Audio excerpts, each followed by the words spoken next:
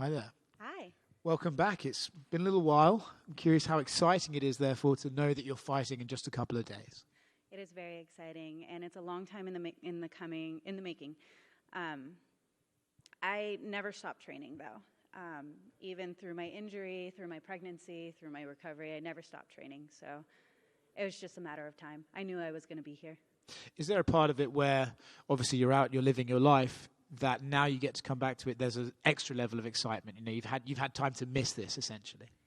So it's not exactly the ability to perform, because I mean, I'm a coach, right? So I get to be surrounded by people that I love, and I get to perform for them, and I get to put on a show. But it's being in the arena. So I haven't been in an audience since 2019 when I first fought for the UFC, because everything else was at the Apex. So being able to compete in front of, thousands of my best friends, that's going to be the big excitement for me. It's not just getting back into the cage, it's getting back with an audience. Yeah. And what a fight to be doing it against Miesha Tate, a legend of MMA. I mean, does that add extra motivation for you, fighting a woman who's been around forever, she's done everything? Is that extra exciting for you? Absolutely, that's exciting for me. I mean, she's a former champion. She's amazing. She's done wonders for my division and for women's MMA. I remember there was a memory that popped up on my Facebook that she retired 7 years ago, and I'm like, all right, the bantam division's open, I can come in, and that was 7 years ago, and now I get to fight her. So it's kind of cool how, like, I'm manifesting and everything's coming around. Yeah. Is there a part of you that when you look at a fight like this, you can sort of imagine yourself maybe 20 years in the future, and you look back at your resume of women you fought, and you'd be like, wow, to have Miesha Tate's name on there next to a W for me, would that be extra exciting for you? Is that something that you ever think about? That is, that's great. I'm going to love that. But I already have, my resume is actually pretty good already. I've beat a lot of people in their prime. I beat the former champion Nico Montano before she became the champion.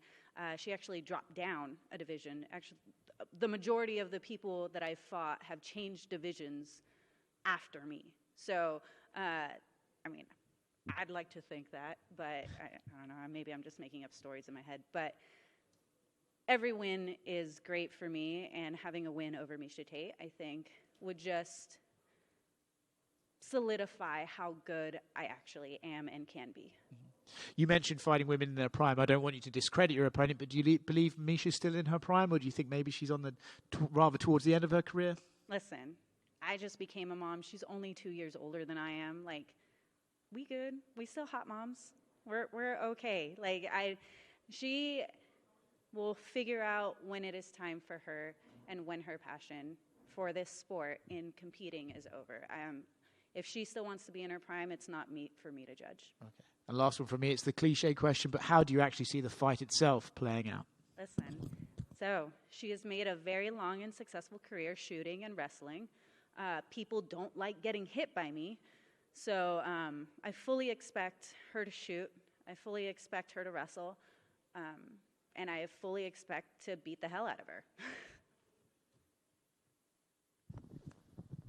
Hey, Julia, over here. Hi. Can you talk a little bit about some of the challenges that went into, I guess, not only just fight camp, but life, bringing a new life into the world and still competing at, the high level UFC? Absolutely. So there are a lot of challenges. Specifically, my body did not react like some of these other wonderful female MMA fighters that have had a child and come back. Like I said, I worked out every single day of my pregnancy. Within limitations, I did have a knee surgery, but I went up to 225 pounds, and I was huge. I lost almost 100 pounds. I'm going to be almost 100 pounds difference from this time last year, and I don't think people realize the effort and the struggle and the pain that I had to go through and my team had to go through and witness. But I would do it all over again if I needed to. I don't need to, luckily. I'm not going to. I'm going to see this through, and there's going to be a title in my future, and that's the goal. That's quite a difference there in 100 pounds. Was there ever any doubts in your mind that maybe I'm done? Like when you saw Absolutely not. Okay. Absolutely not. I knew, so what had happened is I was supposed to fight Raquel Pennington December of 2021, time traveling. 22, sorry, 21? 21, yes, December of 2021. And I blew out my knee, ACL meniscus surgery, right? So I look at my husband and I go, hey, do you want to try for a kid? He's like, yeah, totally. Within a month, I was pregnant, and so I compounded those two situations, and I was planning it from day one, like, okay, I'm going to come back at this amount of time, and luckily, my body tried to hold me back for a little bit, but I definitely did get to the point where I was like, all right, it's time to hit it hard, and got the weight off, and here I am.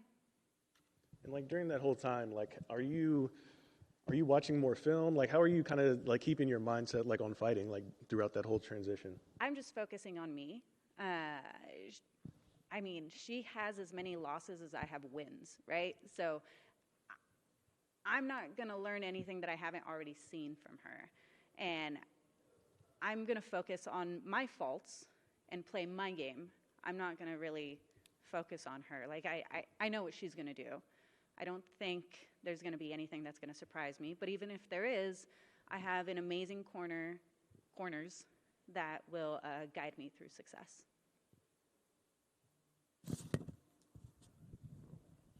Hey, Julia, welcome back. Thank you. During this training camp, is there like a specific, thing that you focused on to prepare for this challenge coming up? Absolutely. I knew she was going to wrestle. So being in the great state of Oklahoma, that's what we focused on, was wrestling. And I knew that was one of my faults after my Sarge Eubanks fight.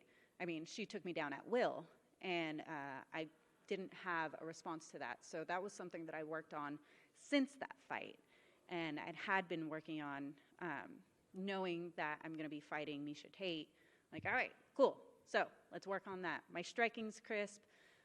Work on my footwork a little bit, but I really got to get my wrestling down. So, and since it's been a long layover, do you think, stepping in front of the big lights, in front of all those people, is that going to be a little factor in there? It's been a long time. Of course it's not going to be a factor. I am a showboat. I love having the camera on me.